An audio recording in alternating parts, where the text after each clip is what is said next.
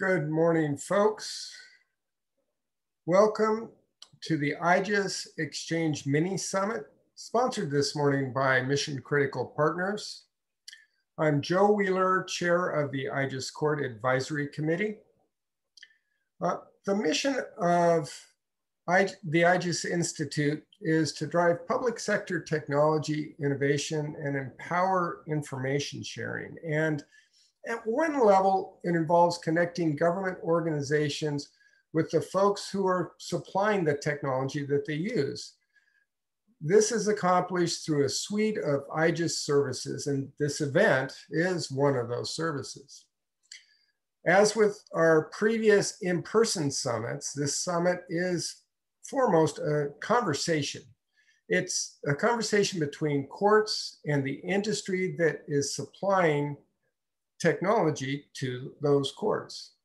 This is a conversation outside of the marketing cycle. We are focused specifically on identifying the critical issues faced by the courts and the IT solutions that are needed to solve those issues. As you will see, today's session has changed in format. It's not an in-person session.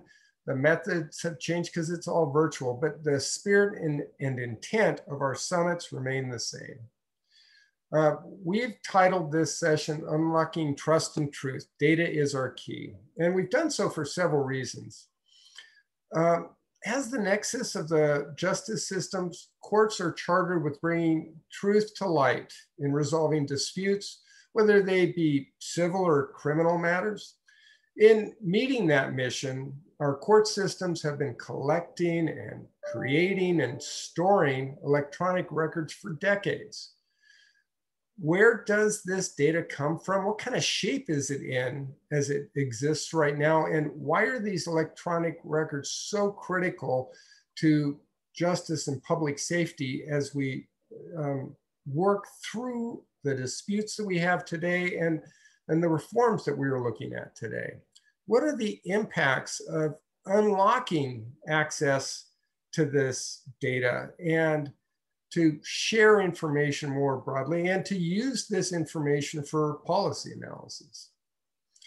Our keynote speaker today is Paul Wormley, founder and CEO of Wormley Consultant, chair of the NEAM Tiger team, and Director Emeritus from IGES Institute. And he'll frame our discussion here this morning. We're going to be joined by four panelists as well. Daniel Stein, President and Managing Partner of Stewards for Change. Robert Hutchinson, Director of Research, Management and for Measures for Justice. Justice Dino Jimenez of the Utah Supreme Court, and Darren Dang, Chief Financial and Administrative Officer for the Orange County Superior Court. They will each take about 5 minutes or so to share their perspectives on our current situation and future direction in the courts. After these prepared remarks, we will open the floor to questions and discussion between the panelists and with you in the audience. If you have a question, you may be called on to open your camera and mic and present that to the panelist yourself. I also want to introduce Eden Parker from the IGES Court Advisory Committee. She will monitor the chat log for your questions. So you can chat, raise your hands, share emoticons, all of that using our Zoom meeting technology here. Eden will invite you to unmute, as I said, and share your insights or questions for the panelists. So that's my housekeeping. With that out of the way, let me introduce our keynote speaker, Paul Wormley. He is an innovation strategist at his consulting company, Wormley Consulting. He is the Executive Director Emeritus of the IGES Institute, and he was most recently named as co-chair for the National Information Exchange Model, State and Local, Tribal, and Territorial Tiger Team. Paul's #1 focus right now is encouraging cross-boundary information sharing between justice, health, and human services, along with education. So, Paul, I'll give it to you. Thank you very much, Joe. And I think the first thing I want to do is to commend you, Joe, and the Courts Advisory Committee for the great work that you've been doing the last many years. And I think this contribution of IJIS involving both IJIS members and practitioners in this kind of dialogue is so critical as we try to move forward in this field. So thank you for that. And thank you for the introduction. I'm going to try, and Joe gave me 5 minutes to try to summarize the whole world of court technology and where we come and where we're going and the importance of data in this role. It's very difficult to speak for 5 minutes. It's a lot easier to speak for 5 hours on this topic, but we'll try to make it quick and as painless as possible. I'm going to do that by, and hopefully Alex can allow me to share my screen. And I can bring up a few slides. Is that possible, Alex? You should be able to, Paul. Oh, I'm getting a disabled participant screen sharing. Then you might have to send those over to me, Paul. I apologize about that. If you could just run through those and I can share them with participants afterwards, that would be great. Okay.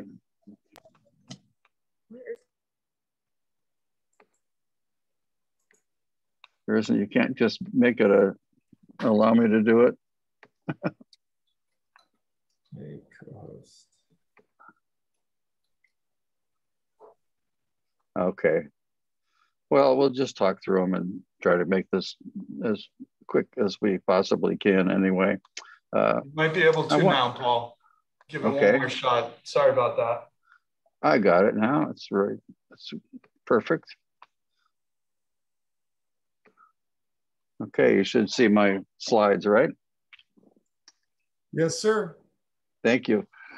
So we're here really to talk about the importance of data and the fact that we've been involved in a data evolution with respect to court data for many years. In 1967, the President's Crime Commission argued that it was time to think about courts as part of the criminal justice system and all of the agencies and organizations who are part of the criminal justice system as an enterprise, and that we should be thinking about moving forward to reform what we're doing along those lines. And that's been kind of a objective for all this time since 1967. I would suggest to you that we're not there yet, and I don't think anybody would say we've really achieved that ideal as expressed in the President's Crime Commission, but we're still moving down those tracks. We understand the logic now of why this is important and how it all fits together. We know that the courts have for many decades, as Joe pointed out, have been collecting data about the operations of courts and the interaction between people of both defendants and attorneys and members of the bar and courts in dealing with the processes of adjudication and response to submitted crimes. Once we aggregate that data and bring it together, it turns into information, which then allows us to make sense out of that aggregated data. And that once we take that information and analyze it, it turns into some intelligence about what we're doing and what we're about. And once we get some insights from that, it turns into knowledge. And what we're really about is sharing knowledge between the various entities that are involved in criminal justice and civil justice, across the courts and other components of the justice system, both civil and criminal. And that's kind of our ideals, is how do we get there? All the while balancing the issues of privacy and support of data standards and interoperability to establish trust, not only between the components of the criminal justice system, but trust on the part of the public about the operations of justice, both civil and criminal. So this concept of a system was articulated in 1967, and courts have understood for a long time that they're part of a collaboration, if you will, at the local level in particular, where there are multiple different courts in a county, for example, that have to interact with police agencies, district attorneys, various community correctional activities, and try to share that data, at least as it applies to their operations and the processing of defendants through the system. But in the last decade or so, it's been more clear that justice agencies, and both civil and criminal, need to look beyond their own sphere of influence to communicate with the public and with other agencies and with the state and national systems, all of which requires us to have data at the local level. But now, as everyone on this call knows, there are many, many communities throughout the nation who are reevaluating and reimagining what the focal point of justice systems should be, and with justice agencies, and trying to understand perhaps a new purpose and a new focal point for how the various agencies, from police, the prosecutors, the courts, the corrections, interact with each other and also with the community at large. A lot of studies around the country and a lot of conversations about reforming the justice system deal with this larger issue of what is the role of justice agencies in the support of that government should be giving to communities. In San Diego, for example, they've spent a lot of time over the last several years coming up with a vision for what it means for government to serve the community. And they've really settled on three simple things: that first of all, government should be about making people healthier, allowing them to live safely in the community and to thrive, and providing the resources and processes that support those ambitions and that vision for what government is about. And whether you buy into this larger mission and function or not, it's still kind of what a lot of communities are thinking about these days, and trying to turn that into how do we really structure and organize our response to justice, not just police agencies, but all of the components of justice systems. A couple of years ago, the Department of Justice, Bureau of Justice Statistics, called together a working group to study crime indicators, and that group kind of surprisingly came up with a similar idea when they just said, you know, we need to be thinking about what is the new purpose of the justice enterprise as an enterprise as a whole. And they argued in this body of both progressive thinking justice representatives and criminologists that if we articulate a higher purpose, we may get some different answers to how we organize and structure what we're doing. And they argued that the new purpose of the justice enterprise is to ensure neighborhood wellness, which is kind of a wild concept if you think about it, but one that people around the country seem to be connecting with in many ways. We do know, whether you buy into this notion or not, whether you think about how we reimagine what happens in the justice enterprise, we know that knowledge sharing is at the heart of everything we can do to improve individual and community wellness along those lines of health and safety and helping people thrive. That principle is at the heart of what we want to think about in terms of the importance of data and what it means, in not only in the courts, but to all of the agencies that are involved in those activities in a community. And it's helpful to go back and think about why data matters. Why do we care about this? Both as you're building systems or using systems or designing the requirements for systems, we need to remember that we collect data so to help us discover patterns and behaviors of individuals and the responses of the justice system to the various problems that it's faced with, to formulate public policy on how these operations should impact what happens in the community, to make sense of what goes on, to help us work through some of the difficult issues that society faces, to dispel the myths that often populate our social media, and to provide evidence of what works. These are important concepts to keep in mind as the endpoint of why we're collecting data at all in the first place. And if you think about what you're doing in terms of how you achieve these kinds of objectives, you make a lot more sense about what it is. A couple of years ago, IBM came up with the idea that computers were no longer about counting, that what we now should be thinking about is how can computers help us find insights and that help us improve what it is we do. And so many people have agreed with this notion that it's time to stop thinking about just counting things and think about how we use this data to provide us insights, for example, on social outcomes. What is the impact of sentencing, of various options of sentencing on outcomes related to crime and the safety of the community?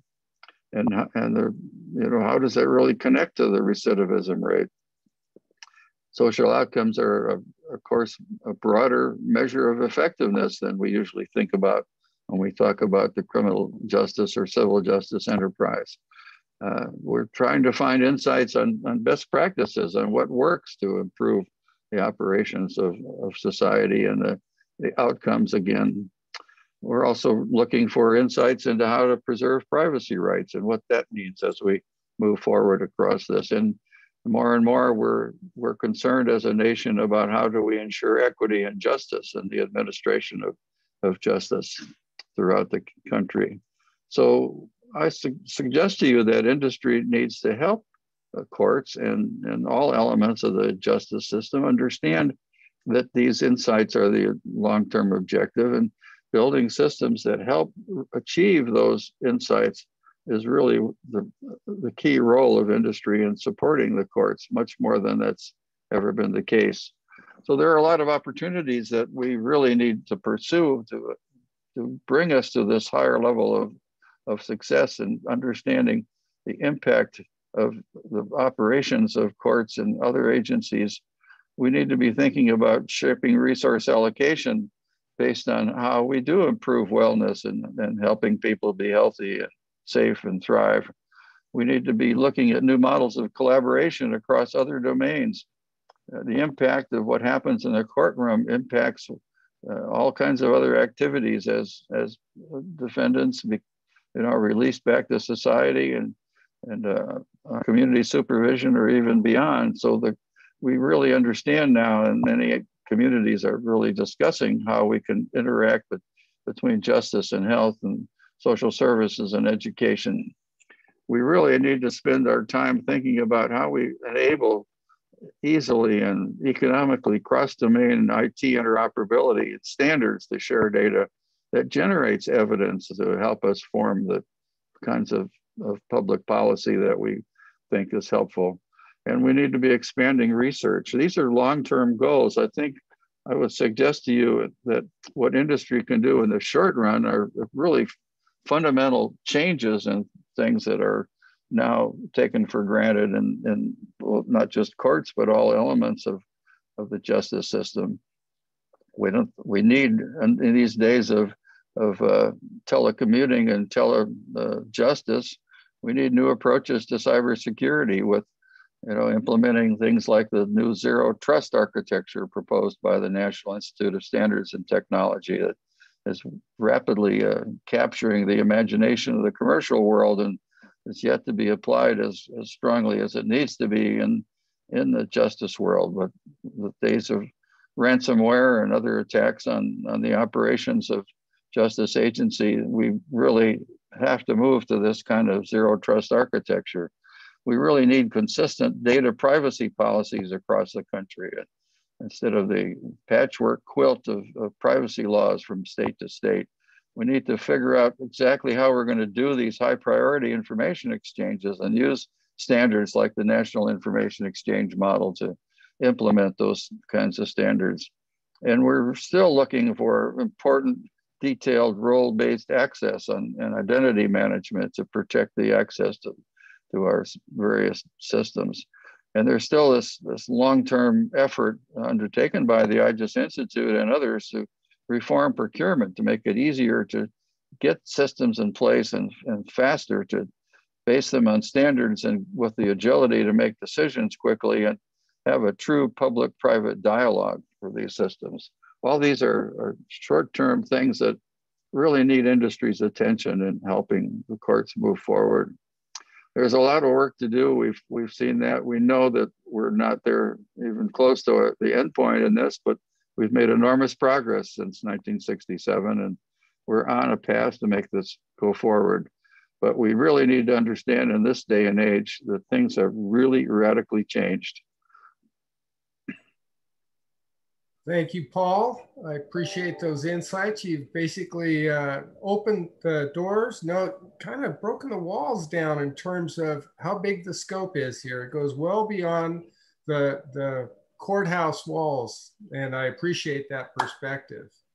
Now I'd like to bring another thought leader who is tackling issues of the justice system by looking at the data all of our systems have gathered in the execution of justice.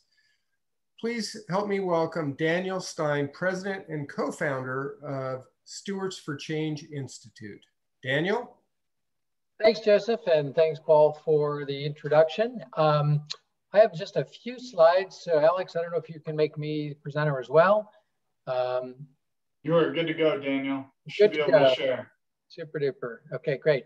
Let me just put this up, see if you can see it.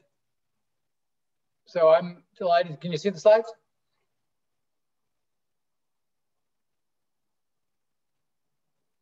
Can you see the slides? Not yet, Daniel. Okay. There you go. There you go. Okay, great. So thanks a lot for inviting me to participate today. I've had the pleasure and the privilege of working with IGES and a number of folks over the years. So I'm glad to have just a few minutes, and I will try to keep my remarks to under 5 if possible, so that we can keep on schedule here. I wanted to just start a little bit by saying a little bit of where we come from. So the Stewards of Change Institute has been fortunate in being able to produce something called the National Interoperability Collaborative. And the collaborative, with funding from the Kresge Foundation, at its core was attempting to do what Paul referenced before, which is to bring together people and organizations and ultimately data from multiple different disciplines.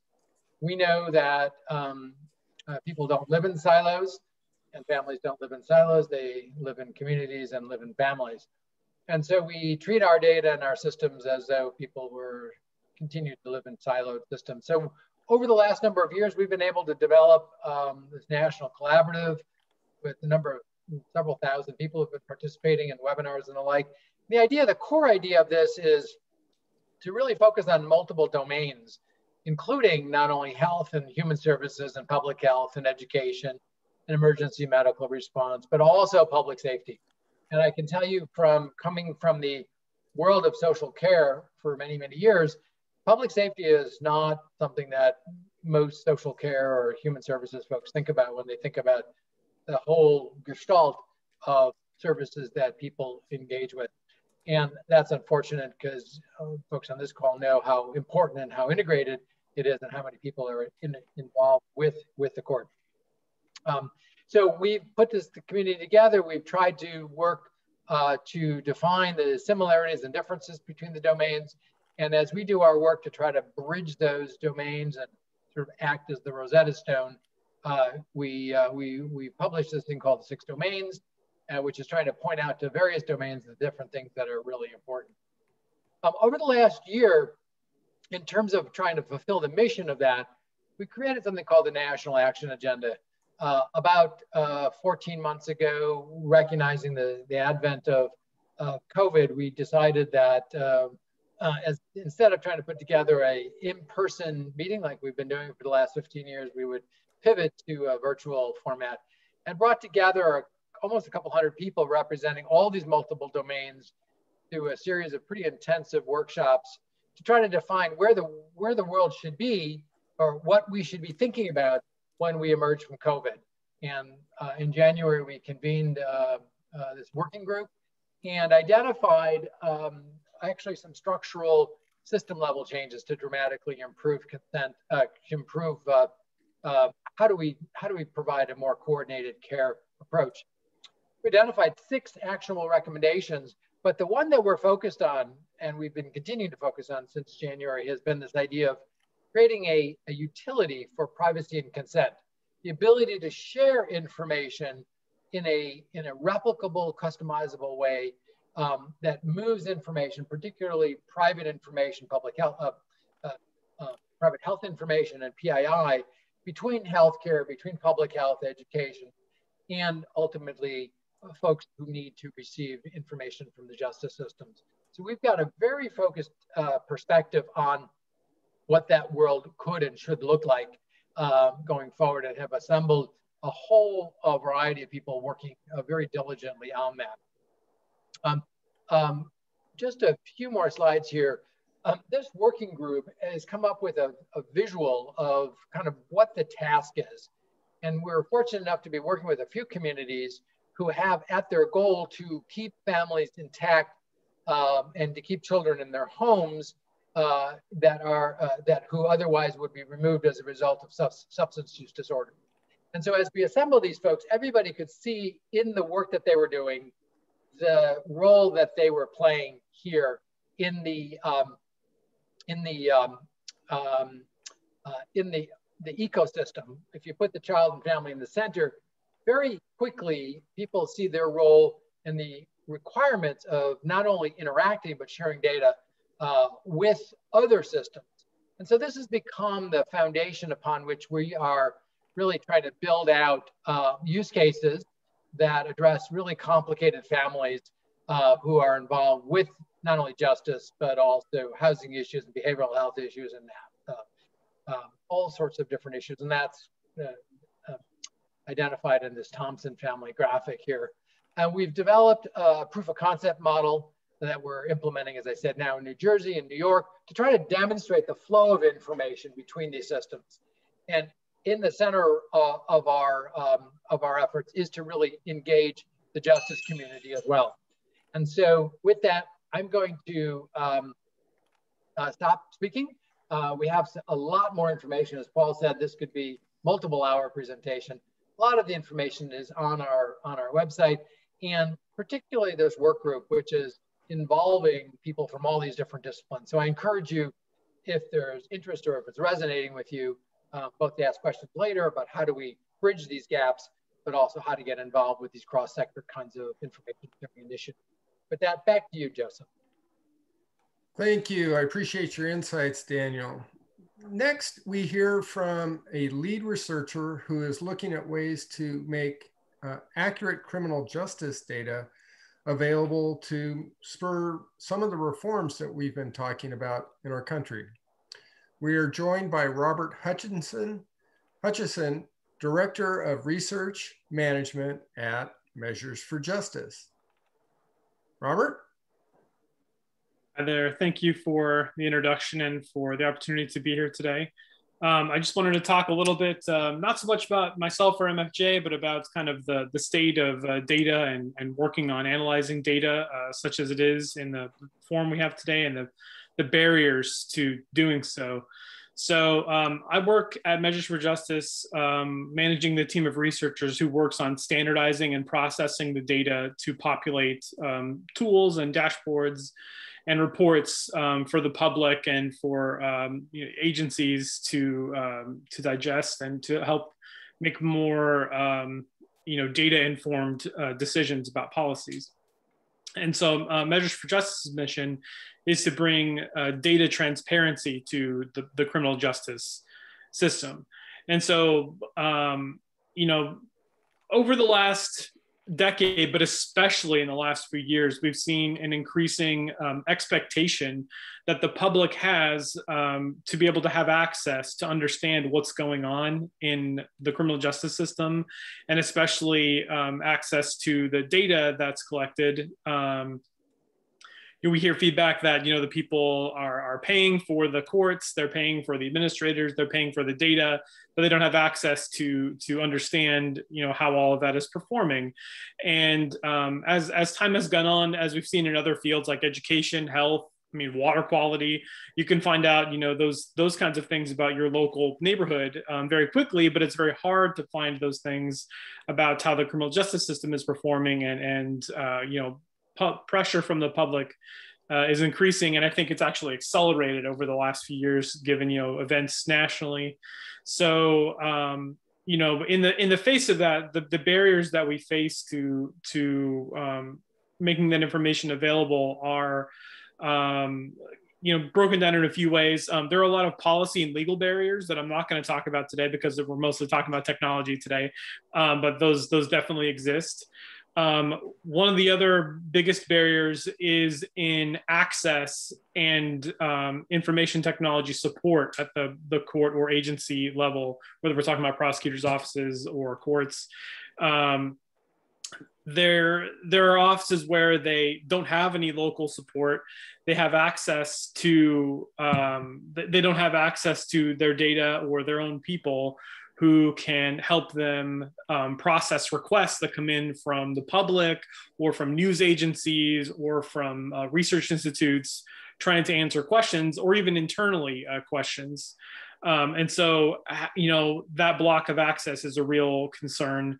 There's, just to give you kind of to paint an example, there's a county we worked with where, we weren't able to get any data from them at first. And when they tried to run reports, it turned, we asked like, oh, what do you normally look at? Normally, they don't have anyone in staff who can, look at reports from their own system or get data extracts from their own system. They have to contact someone with their vendor in order to get that.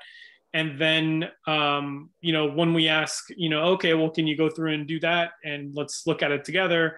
And, they go through and do that. And like the reports, it takes them forever to get them. When they get them, it like crashes their system and they can't use their system. And so there's just a very stark, contrast in some places where some big offices have their own internal research staff that handle all this stuff, and then there are some places that have none of that. And it's just as important to have access to justice, access to transparency, and even internally for the court to be able to have access to understanding that information. So that's a real barrier. Another barrier is in the quality of the data that's maintained. It's kind of broken into two sections, I would say. One is in what is recorded. So luckily now we have the National Open Data Standards, which I implore you to go look at if you're not familiar with it. And it's a set of data elements and other technical standards to follow that allow for a more standard way of recording information in court or justice settings. A real problem we run into is another real example. The public is very concerned about something like a domestic violence, let's say, but the court or the agency we're working with doesn't record anything about domestic violence, so we can't address that information. And so if there were standards about things that should be recorded, it would make it easier to make that information available and answer these questions. And I think, as Paul was saying, dispel the myths that come up, things like that, and really kind of leverage information and data that we have available in order to address these concerns. Now, once there are standards and everyone's using them, then the next concern we run into is the consistent recording of that information. We find there's a lot of variability in training that's received on how to use these systems.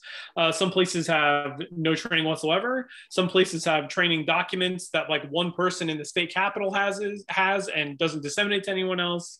And then there are places where, you know, they have like annual trainings and onboarding and very detailed thorough standards, and that all of that impacts how good and how usable the data ends up being. So that's also very important. The use and access of the CMS, obviously very important, a case management system.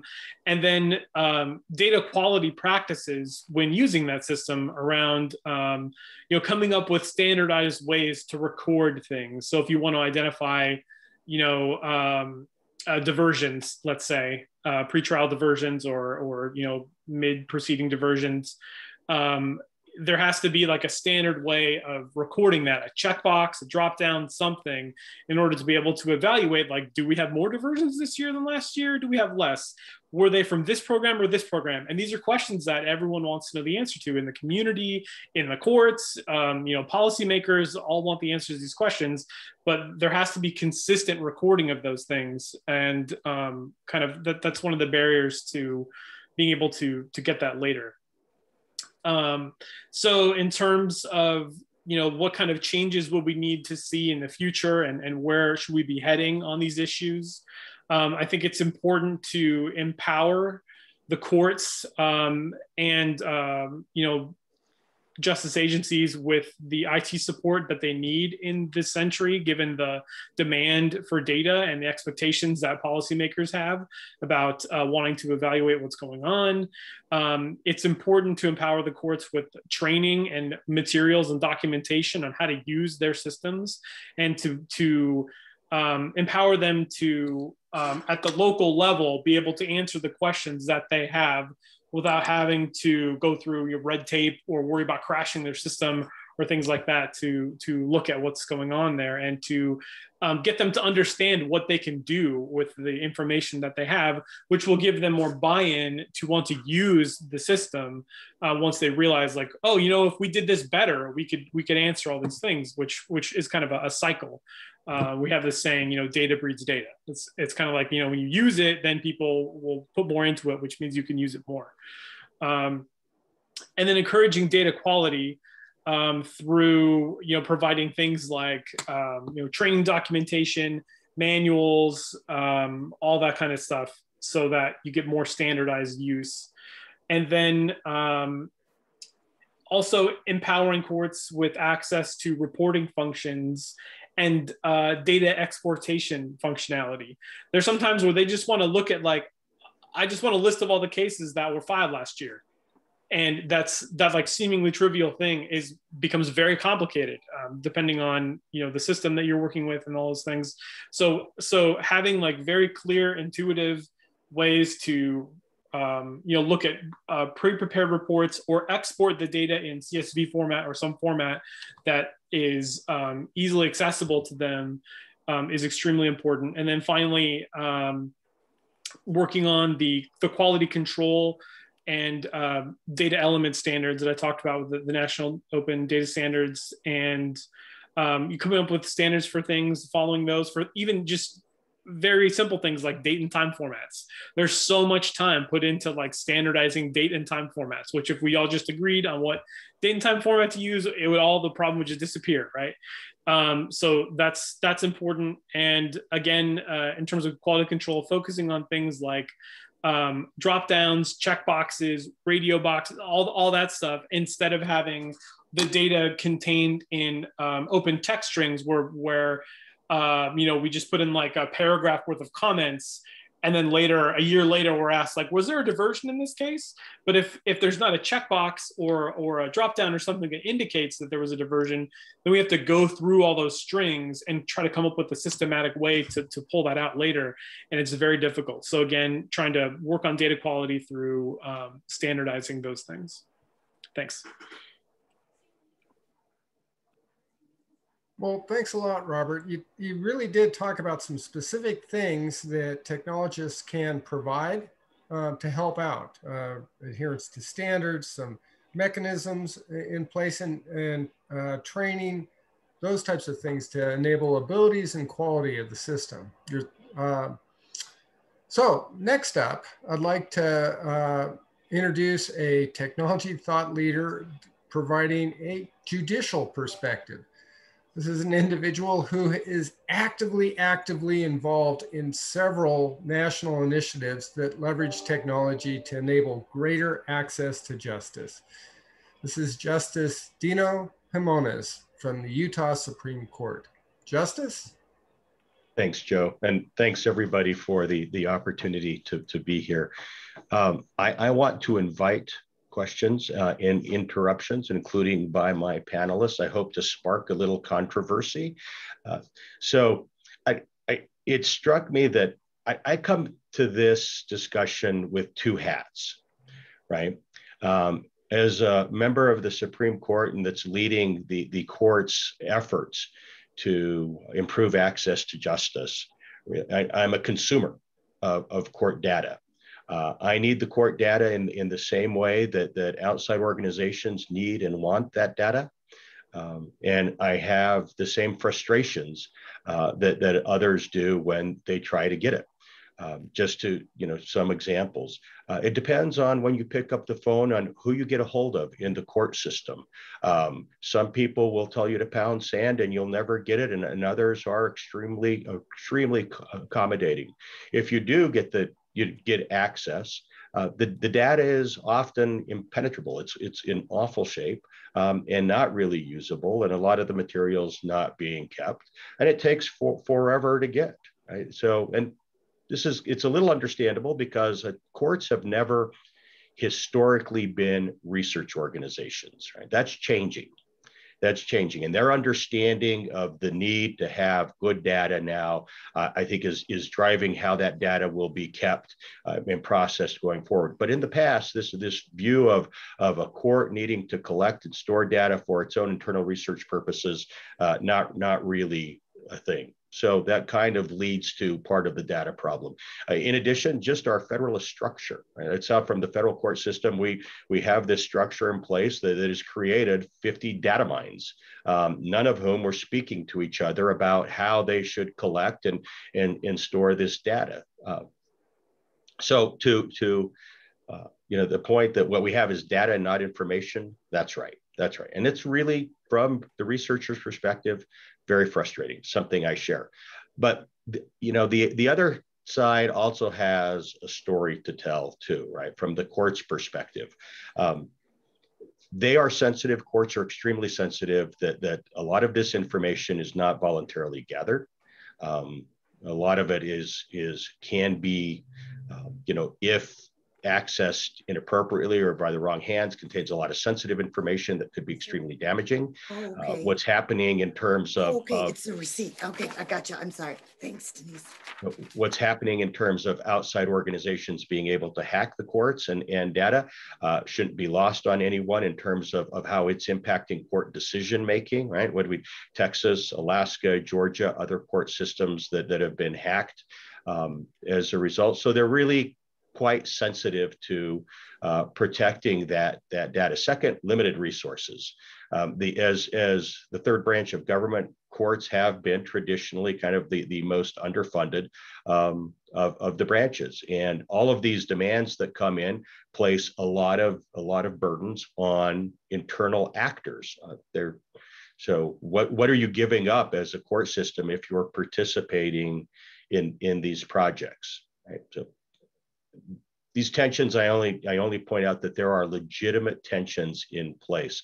So what do we do about it? Well, the one thing I really want to ask this group is we're spending a lot of time and energy on past data and how to access it. And maybe we just pivot and stop talking about that, understanding that by and large, that data is, I don't know, can we really collect it? Can we really harmonize it? Can we really clean it? In any meaningful way?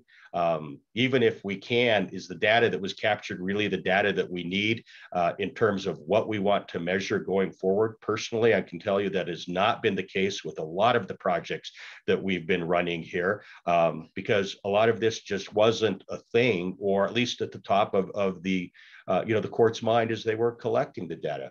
So maybe we put our eggs in the wrong basket, and what we really need to be talking about is collecting data in a with good protocols going forward, identifying what we need to capture, and working on that rather than spending a lot of time on the past. And to that end, again, I just hearken on the limited resources the courts have, and the fact that we're collecting a lot of data quickly across the system, right? I mean, we can, within a few months, I think, collect meaningful data on a lot of the points that we really want to measure. If we're talking about, right, measuring, helping understand systemic racism and bias within the court system, trying to benchmark, what outcomes are so that other applications can be benchmarked against those outcomes to see where they come out. That I really would like to see the courts, I think most importantly, participate in a discussion with industry outsiders, to sit down and to start data town halls effectively to talk about what each other's needs are and how we can best accommodate those. I think that there is a real possibility for it, and kind of a partnership that needs to take place with some genuine understanding of the needs of each of the organizations. With that in mind, I think we can make some progress, but I'm just offering some thoughts for what the problems are from both the user's perspective and the court's perspective. And I'm interested in anybody's solutions to how we might bridge the gap between the two. I see that there's a question. Yeah, and we've got a question from Doug, but Justice, can we give Darren a shot and then come back to run questions? Is that okay with you? Yeah, it is totally fine with me. And I just want to finish with one plea, really, for I'm here more as a listener than a speaker, really. I need to know what people need from the court systems to help me advocate for it. Mm-hmm.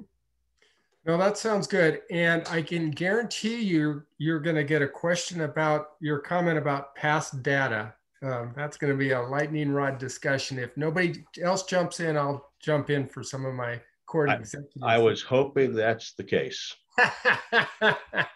All right. Well, thank you, Justice. Now I'd like to give an opportunity to bring someone who leverages data, maybe a good chunk of that past data, and data analytics to enable his court to refine operations and provide better service to the community that his court serves. I want to welcome Darren Dang, Chief Financial and Administrative Officer from Orange County Superior Court. Darren? Thank you, Joe. Alex, can you allow me to share screen as well? I have a PowerPoint I'd like to share. Since everybody's doing PowerPoint, I figured I should share something as well. Sure. And while we're waiting for that, Justice, similar to Justice Himonas, I'm an evangelist, an advocate for data, but at the same time, I'm a consumer of data as well. So can you all see my PowerPoint here? Yes. You can, Darren. Thank you. Okay, perfect. So I'm not going to belabor how we use data. There's been a couple of coverage on how our court uses data at the local level. This is by OC Lawyer, and we'll share the PowerPoint so you can access to see specifically how we use data. At the state level, we also have a framework on how data and information is being used. And at the national level, the National Center also created an article on notes from the field and how that shows how our court uses data, particularly during the pandemic, to cope with that. what I'd like to emphasize today is really this framework, and all the previous speakers kind of talked about this, how data is really not wisdom. So we need to provide context to make it information, and information with, by compiling the information, it becomes knowledge, and you infuse experience, and that gives you wisdom. And that's really what we all, that's kind of the holy grail, what we all aim for. And the other piece of our framework is this information lifecycle that we captured, which essentially covers the creation, the storage, the use, the sharing, maintaining, and disposing of data, which is really important for any context, particularly some of the things we talked about in terms of the sensitivity that Justice Simonis talked about. It's super important, and it's one of the huge barriers to having a strong and robust data analytics program, is this whole thing about sharing and the fear of inappropriate use of data, so that's a huge barrier. The maintaining data quality, that's also huge. So really, the ask is for CIOs and technologists and technology partners is, from a consumer standpoint, from an end user standpoint, we all really need an easy button, right? And I was thinking about the role, because I do have a little bit of a technology background. What is the role of the technologist? And we've seen a lot of evolving roles as a result of the pandemic, but more so when it comes to data. The technologists are, in the past, we're used to just doing, okay, what do you need? I'm just gonna, create this thing for you, generate this query, and give you the data. That's it. I think the role of the technologist when it comes to data is now very dynamic, and it's not just necessarily doing. You have to do, but you also have to show, because you have to teach. That goes back to the whole point about education, and then you really have to tell. You also have to be an evangelist. You have to show. Sometimes you have to convince people. So this whole thing of do, show, tell is just really important. And it's not necessarily just the technologist. I'm on the consumer side. What does a finance guy know about data, right? So I have to understand the do part. I have to show, and I have to tell. I spend a lot of time telling, but you kind of have to bring people along. So that's really, really important. And so what do we need? I think Doug Oates, and I might be touching on the answer to the question, but Doug Oates brought up a really important point about the culture. For us, looking at, we've been on this journey for about 3 to 5 years, and having an executive sponsor is super important. Having judicial leadership like Justice Simonis to spearhead the data movement is super, super important. Our CEO, our presiding judge, is really passionate about data. Having that executive sponsor and support is huge in terms of the culture. You need some sort of CDO, chief data officer type of role, somebody to be a quarterback for data, to just coordinate all this thing. It doesn't even have to be a CDO. We don't have a CDO. We don't have a chief technologist, chief innovation officer. So I've kind of assumed, as a CFO, I've kind of assumed the CDO role.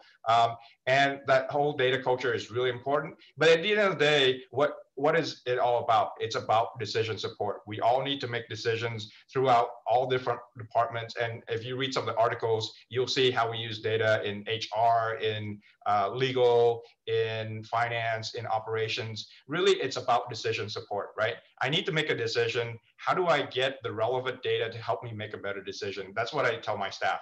That's what we're here at the end of the day for, decision support. How do we access that data? So as a technologist, we need you to help unlock that data. We don't want to be spending a lot of time doing ETL, extract, transform, and load to aggregate the data. We just want access to the data. And Robert talked about data quality and all that stuff.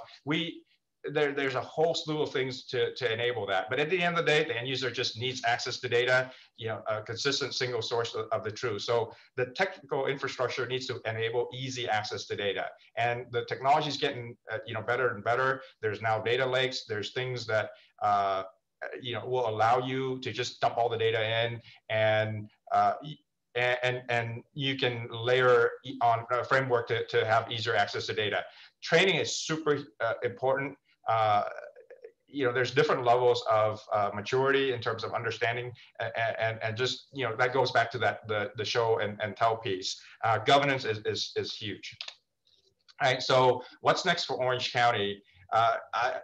Having gone down this journey for 3 to 5 years, we are still in our infancy, and I'm promoting data fluency now locally at our court and statewide. And so I'm kind of branding it as data as a second language. Not everybody talks data, and even if you speak data, there are different levels of fluency. So it's ideal for us to continue to elevate people's data fluency. We really need that easy button, the plug and play data technology. I truly believe in just not reinventing the wheel. So whatever we do, at Orange County or wherever else, we try to make sure that it's as scalable and as portable as possible. So create once and try and use as many times as possible, even sharing, amongst other states if possible. So we have a whole data warehouse, we have a framework, we have consistent standards that we all leverage. So one dashboard that's created at one court can be used at other courts. We have 5 pilot courts now that are taking our model and trying to scale it out. I'm also pushing for or creating a center of enablement. Really what that is like a center of support to provide hands-on practice and training for other departments, other courts to really move forward and provides a hands-on guided experience. Justice Simonis was talking about, well, past data, what do we do? Yes, we have a lot of past data, but looking in the rear view mirror is not very helpful, when we're trying to drive forward, right? So having a lot of data, we want to leverage that, and if we have good quality data, we want to start looking at predictive analytics. So we have a couple of projects. We're using Databricks now to predict filings, to predict use of court reporters, interpreters, and vacancy rates, for managing our budget. So we're playing in the predictive analytics space. We're also looking at trying to see if we can use AI and machine learning to detect patterns. And also we are playing with document AI to help with case initiation. So we have a couple of proof of concept projects that's going on. So again, the consistency and standards is huge. Data quality is huge. I'm going to keep my comments short. That's all I have, and we'll share this, and we'll turn the floor back to you, Joe, for additional questions. I appreciate that, Darren. Yeah, let's go ahead and hit on those questions. And we did have a question from Doug. Yeah. I muted myself. Okay, so I don't know if you heard previously, but we'd like to open up those questions and maybe start with the one from Doug, if I can get Doug to unmute better than I did. And Doug, can you ask your question and direct it to folks on the panel? Or did we lose Doug? Thank you, Joseph. I appreciate it. Hopefully my audio is coming through. First, thanks to the panelists for sharing their wisdom today, and very insightful. It could go to all three, Mr. Wormeli, Mr. Homonis, and Mr. Dang. I guess it's kind of a tough question, perhaps, but as far as what is the potential moonshot that may shake a paradigm change, it's very difficult, I think, as a technologist to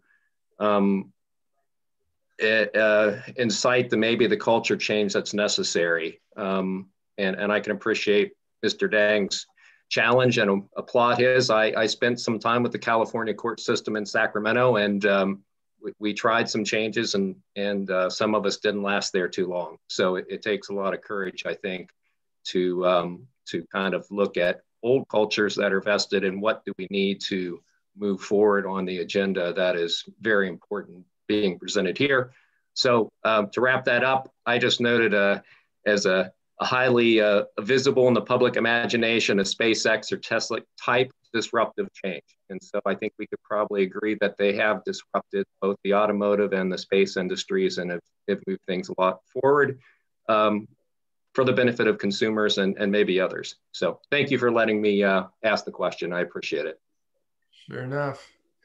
Who wants to be first to provide that vision for that disruptive use case? Well, I'll take a whack at it, Joe. I think I really appreciate the question because the cultural aspects of change are really the most important things for us to address, because we know that the technology can do amazing things and will do a lot more over the next decade than anything that's been done before. But it won't be helpful if we can't address the cultural issues and I think that Doug's absolutely right that you need a demonstration project or 2 or 3 or 4 to really institute change. This whole field has over the years responded well to local and state showcases of how to make change happen. But institutionalizing change is more than just a one-off project. Too often we see projects instituted even by the federal government that a one-shot deal that is really based on the charisma of the project leader. And when that person takes off and goes somewhere else, the project results seem to disappear. And we have to stop that kind of habit. And what that really means is that federal agencies and state agencies and in particular need to fund multiple replications of innovative projects, not just a one-off that tends to go away. But I think the way to deal with the cultural issue is to engage in more dialogue with as many people have pointed out. Communities are starting to do that as they think about reimagining justice. It's very important to find some level of understanding and agreement on objectives and reverse engineer the systems from the point of view of what do you want to accomplish and how does systems support those mission objectives, as opposed to saying, here, I've got a new system to collect data. Well, for what purpose is that? People need to be asking internally, whether you're a developer or a public official, you need to be asking why. Why are we doing this? What's it going to do to help us improve the whole operation of the system and promote equity and other objectives that we have?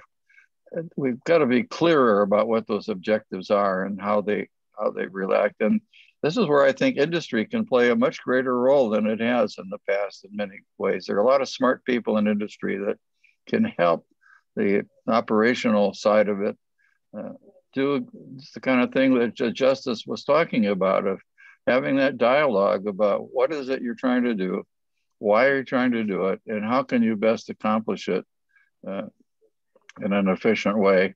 And that kind of conversation needs to happen more and more, as the Courts Advisory Committee has been advocating over the years, to have that dialogue and get industry involved in the focus of what's happening. I think that kind of dialogue will help address the cultural problem, but Doug's absolutely right. You need demonstration projects. All right. Others? Well, any other feedback? Doug, maybe we're there.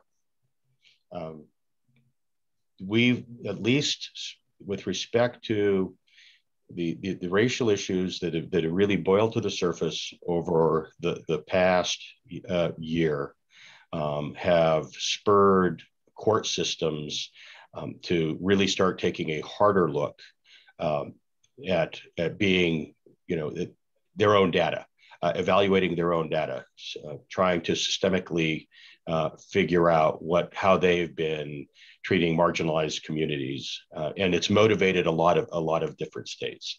At the same time that's been going on, the discussion about criminal justice reform and the use of technology in parole and sentencing decisions. So there seems to have been at least a real shift internally in the courts in understanding that they have in their internal policy building and the need for good data. And the Utah courts and I know others have recently established new offices that really are data data gobblers, right? And with the challenge of trying to solve some of those problems.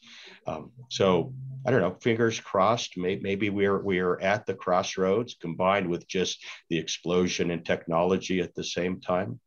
You asked another question, well, a related question about, what's going on in California and what's happening in Utah. So in Utah, we're fortunate we don't have that issue because we have a completely unified court system down to a completely unified case management system.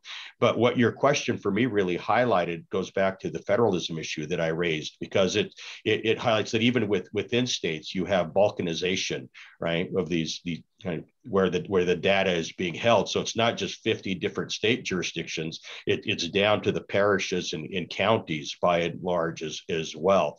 And it feeds back into my question about how much, look, to the extent we have the data and we can use it, we ought to. I'm completely in favor of it. But how much time, energy, and resources should we be spending trying to bring that together, clean it, and harmonize it versus focusing on data going forward? I'm just going to keep throwing that out there until some people start shooting arrows at me. Very good. Darren, you got called out. Do you have any insights? Sure, I'll just answer that briefly. I think for me, the moonshot is how we unlock the insights behind data. Our CIO calls me the data guy. And what I mean by that is a lot of us are accustomed to the local level of data, and it's really hard to start aggregating at the state level. So I'm always pushing for the aggregate state level data aggregation. And on top of that, it's even harder to get all the stakeholders all the data. So you look at, for me, I'm very interested in workflow. So I think the moonshot is if you're able to present data that gives you insight into the workflow from end to end, the data that captures that I think is one of the moonshot. I think the second moonshot is applying, I alluded to it earlier, using predictive analytics to, as Justice Simonis mentioned, not to look behind the rearview mirror, but to try to predict and to figure out where the trends might be so that we can better use resources, we can be better prepared, or we can predict certain outcomes and help provide more efficient and effective outcomes. And then the third moonshot would be, again, leveraging AI ML to help make better decisions and to help with case processing and case initiation. And Doug, yes, it's a huge culture change, but one of the articles that I shared, our Chief Justice actually talked about data as a foundational change in the way courts do business, and that's huge. I'd like to, if I could, Joe, I'd like to add a slightly different perspective, perhaps. Over the last year or so, we had the opportunity to work with the Pew Charitable Trust on civil courts and how to increase access to the civil courts. And it was their particular interest was on how to use technology to improve access to the courts. It was an incredibly enlightening experience for a couple of reasons, and it goes to the moonshot. First, there seemed, and I'm not from the court system, so I come from actually a consumer goods background. I was amazed at the lack of visibility to the people who use the courts. And again, I'm just talking about the civil court here now, because I'm coming at it from a social and human services perspective. And if we look at families who are engaged with either the child welfare system or the justice system or parole or probation, they're all in many ways engaged with the courts from, I don't have to explain it, but there's so many different ways they're engaged with the courts. And there's such a disconnect, of course, between social care and the courts. They're different universes. But what we did is we brought people together from across the country to ask them about how could the civil courts be improved.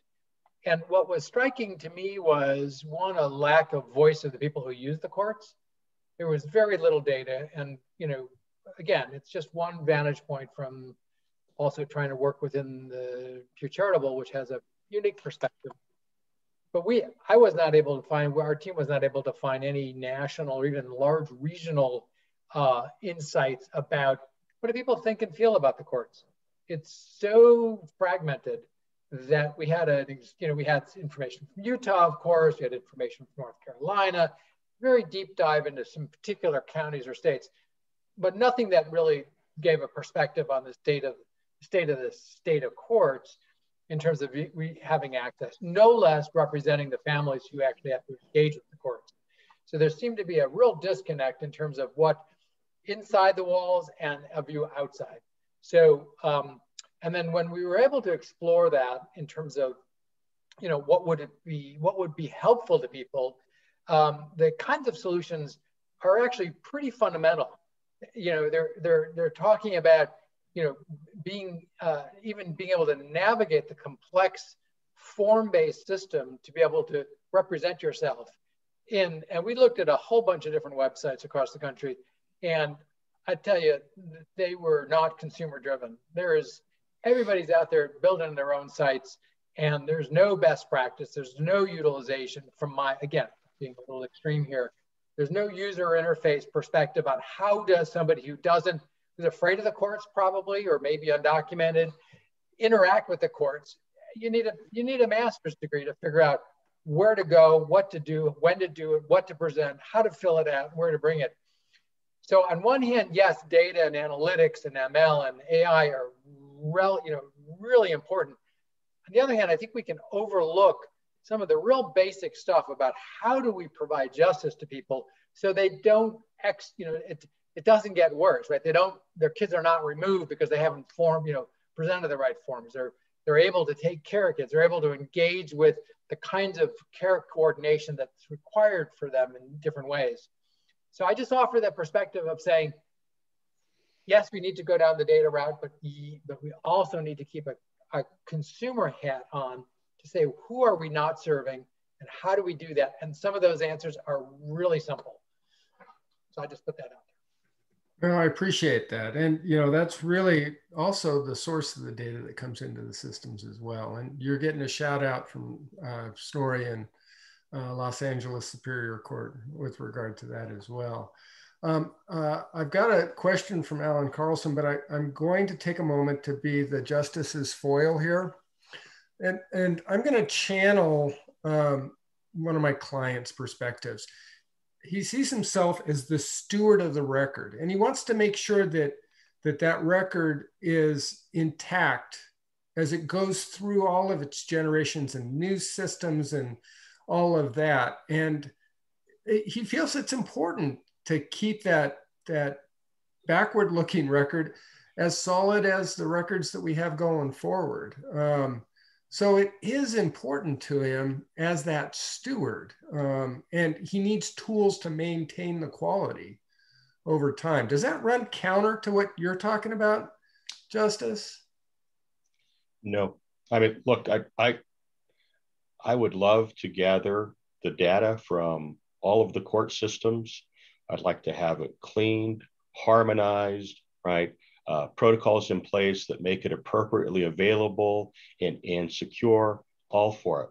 Now, all we need to do is pay for it, right? It's great. I mean, we can do it, Joe. Of course, we ought to do it. I'm just asking the question in terms of bang for the buck. If we really are dealing with, and we really are dealing with limited resources, both in terms of capital, and human capital at the individual systems, right? Every time we run kind of data past projects, it limits what we can do in the future. So it's just, we need, as a system, we just need to decide, how much of these resources of this piece of the pie we're able to spend.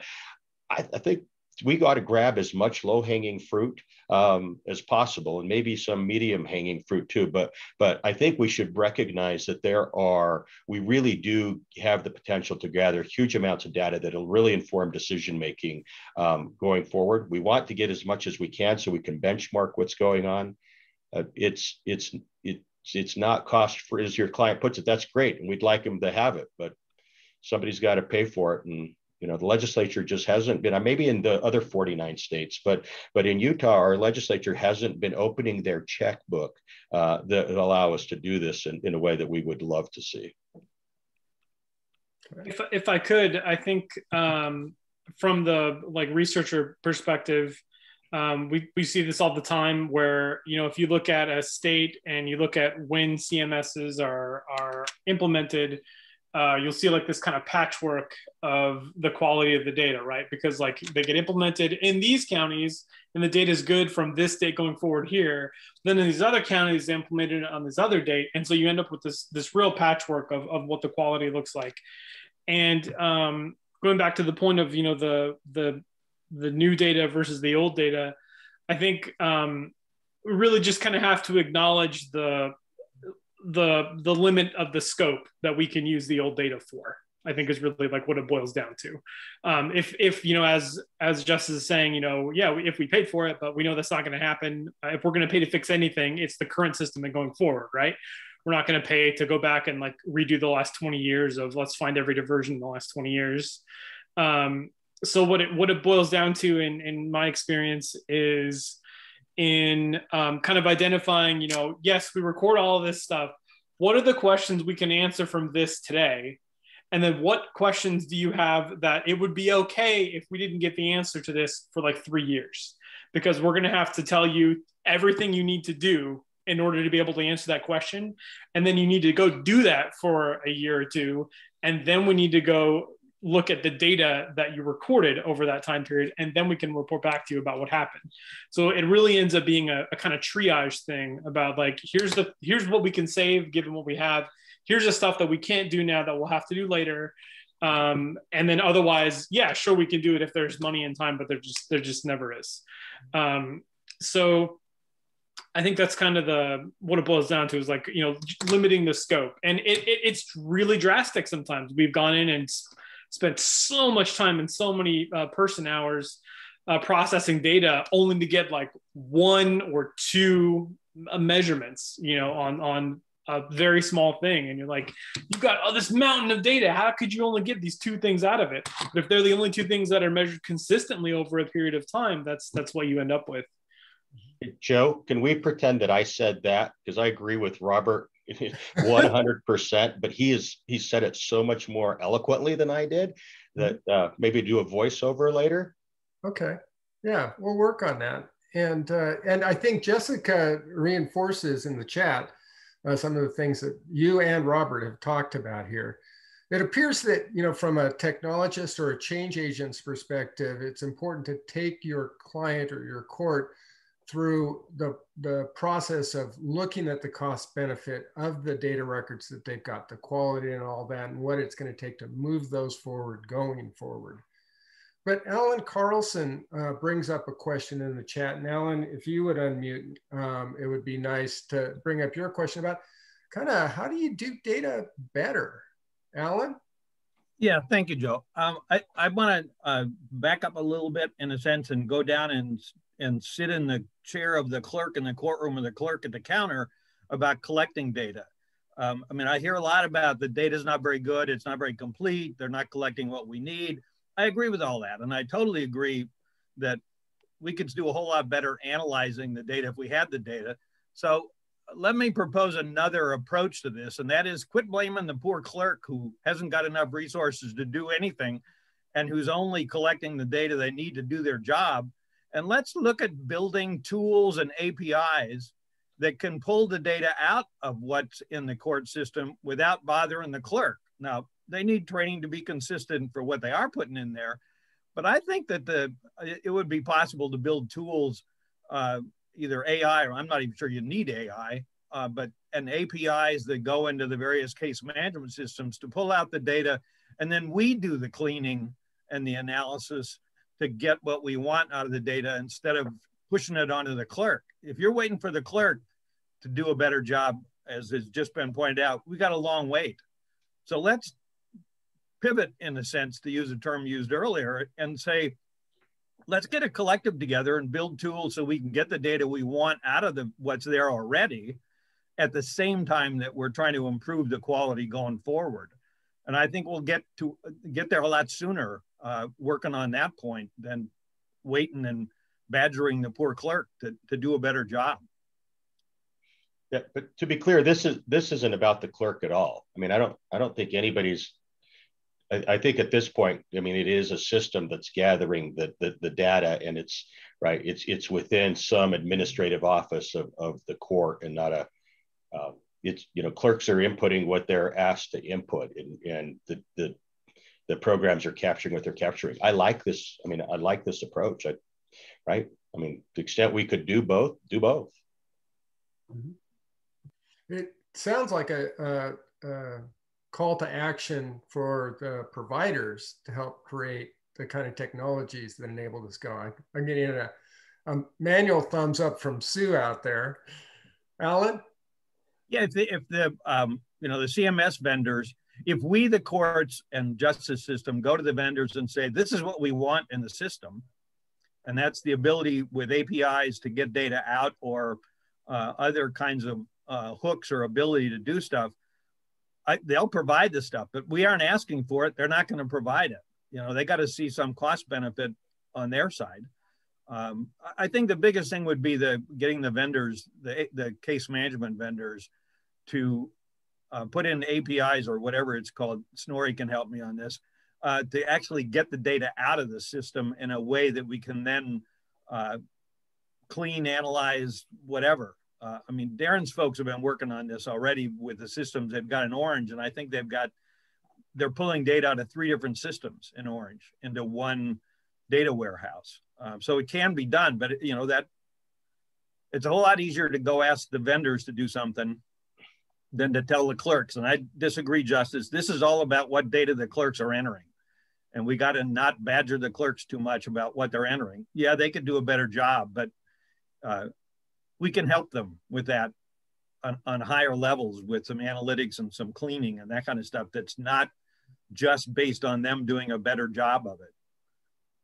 They'll eventually learn that they need this better data, and that'll help motivate them to do a better job at data entry.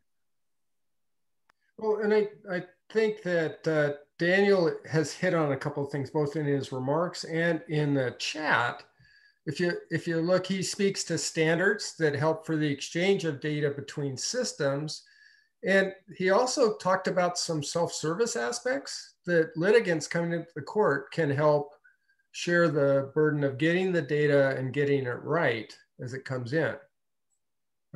I don't know, Daniel, if I'm over speaking for you. Is that aligned with what you're thinking?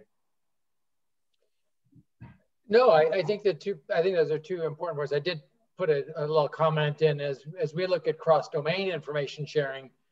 You know, there's other standards. You know, if you look at the health world, they're totally myopic around HL7 and FHIR. That they don't speak any other language. And the education world, which is a big influence, also has a whole other set of standards. And the social care world doesn't really have standards yet. We've been advocating for NEAM or some variation on that. But we need to be cognizant of that, because, you know, we need, again, from my perspective, you know, or limited perspective, you know, we're needing to interact with these other systems if we want a whole person perspective.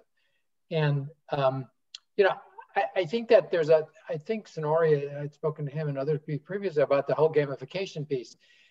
You know, thinking about the user interface, you know, nobody wants to do drop-down menus. You know, it's even if they do it, it's probably garbage, most of the data. People are just getting through it.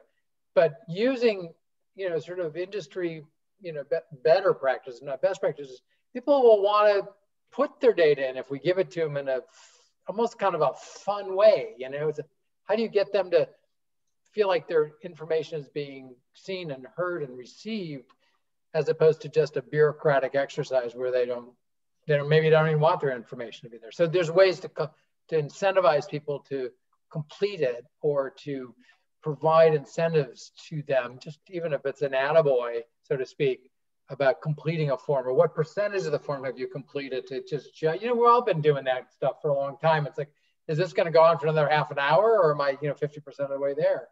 We just don't take into consideration all the online kind of learning. I mean, go to an Amazon. Who hasn't bought something on Amazon lately? It's, you know, you want to get your data right, you know, and they tell you if you've done it right. They tell you if somebody else has signed into your system or whatever. I just think we need to keep our mind focused. A lot of the vendors are also in the consumer world, but we don't ask them to bring their best practices of this world because of the so many of the bureaucratic constraints, I think. And I think that's a mistake, a short-sightedness. Well, and what drives that? Is that the requirements that are set forth? Does it go back to the procurement process that Paul mentioned? I think using the data is important. I think that's one of the keys to what Daniel's talking about. That using what people are entering lets them know that what they're doing is useful and is helpful to people and has an impact on what people are seeing. And so even if we can only measure one thing for just tremendous amount of research work, if that one thing means that like people are using it and that makes them want to enter more and be more committed to the quality, and speaking to the other side that Alan was getting at, not beating up on them, but more empowering them to do what they need and giving them the tools to do that, and then showing them that this is what it's being used for, will get more buy-in essentially, right? And that kind of reinforces the loop of quality and use of the data. No, that's good. We are coming up to the top of the hour, and IGES is the place for these kinds of spirited conversations. The IGES Court Advisory Committee is a very open committee to get involved with. You can learn more about that at iges.org. And I just want to take a couple minutes as we close out our session here today to thank all of you for attending and encourage everyone to attend our 3 o'clock session this afternoon that is hosted by Eden, who is helping out here today. In that session, we're going to drill down into issues and opportunities in collecting and managing court records about the people coming to court and dealing with some of the things that we've talked about today in greater detail, or this morning in greater detail. These may be litigants in a civil dispute, the legal counsels in any type of matter, the defendants in a civil or traffic matter. Human-centered data is at issue that we're going to talk about today. I also want to take a moment to thank Eden, who's helped out in production here and tracking what's going on, keeping me tracked and honest there, and Alex, who's been our producer. And I want to thank Mission Critical Partners who supported this and sponsored this session today. And we have an opportunity for you to learn a little bit more about Mission Critical Partners. Thank you.